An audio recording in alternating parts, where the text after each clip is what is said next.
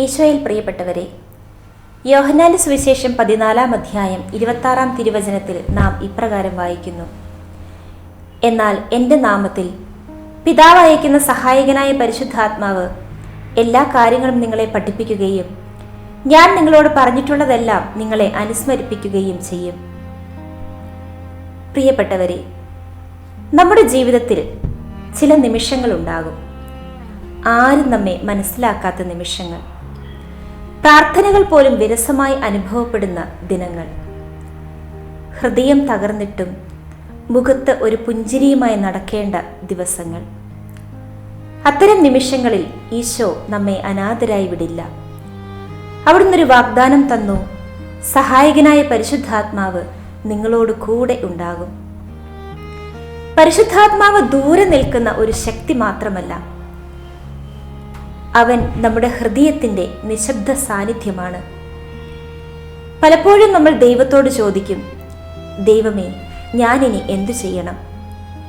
അപ്പോൾ പരിശുദ്ധാത്മാവ് ഹൃദയത്തിൻ്റെ ആഴത്തിൽ നിശബ്ദമായി സംസാരിക്കും: ഭയപ്പെടേണ്ട, ഞാൻ നിന്നോട് കൂടെയുണ്ട്. ലോകം നമ്മെ കുറ്റപ്പെടുത്തുമ്പോഴും സ്വന്തപ്പെട്ടവരും ബന്ധുക്കളും ഉപേക്ഷിക്കുമ്പോഴും നമ്മുടെ ഉള്ളിൽ ഒരു ശബ്ദം പ്രതീക്ഷയായി ഉയരും. അത് പരിശുദ്ധാത്മാവിൻ്റെ ശബ്ദമാണ്.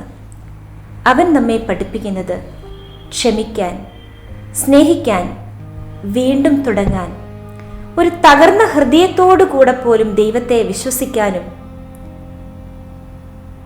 ചിലപ്പോൾ നമ്മൾ മറന്നുപോകും ദൈവം നമ്മെ എത്രമാത്രം സ്നേഹിക്കുന്നുവെന്ന്. അപ്പോൾ പരിശുദ്ധാത്മാവ് തിരുവചനങ്ങൾ നമ്മുടെ ഹൃദയത്തിൽ വീണ്ടും ഓർമ്മിപ്പിച്ചു തരും. നിരാശയുടെ നടുവിൽ പ്രത്യാശയായി, കണ്ണീരിൻ്റെ നടുവിൽ സമാധാനമായി, ഒറ്റപ്പെടലിൻ്റെ നടുവിൽ സാന്നിധ്യമായി. ഭയപ്പെടേണ്ട, ഞാൻ നിന്നോട് കൂടെയുണ്ട് എന്ന തിരുവചനമായി. പ്രിയപ്പെട്ടവരെ, ജീവിതത്തിൽ എല്ലാം നഷ്ടപ്പെട്ടാലും പരിശുദ്ധാത്മാവുള്ള ഹൃദയം ഒരിക്കലും ശൂന്യമാവുകയില്ല. കാരണം അവൻ ദൈവത്തിൻ്റെ ജീവശ്വാസമാണ്. ഇന്ന് നമുക്ക് ഹൃദയം തുറന്ന് പ്രാർത്ഥിക്കാം: പരിശുദ്ധാത്മാവേ, എൻ്റെ ഭയങ്ങളിൽ എന്നെ വഴി നടത്തണമേ. എൻ്റെ കണ്ണീരിൽ എന്നെ ആശ്വസിപ്പിക്കണമേ. ഞാൻ മറന്നുപോയ ഈശോയുടെ സ്നേഹം വീണ്ടും എൻ്റെ ഹൃദയത്തിൽ ജ്വലിപ്പിക്കണമേ.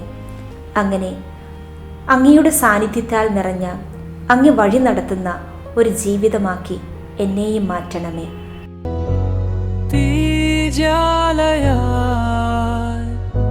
അഭിഷേകക്കാറ്റായി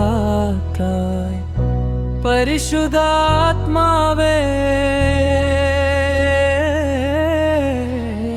ഞങ്ങളിൽ വന്നു നിറയണമേ.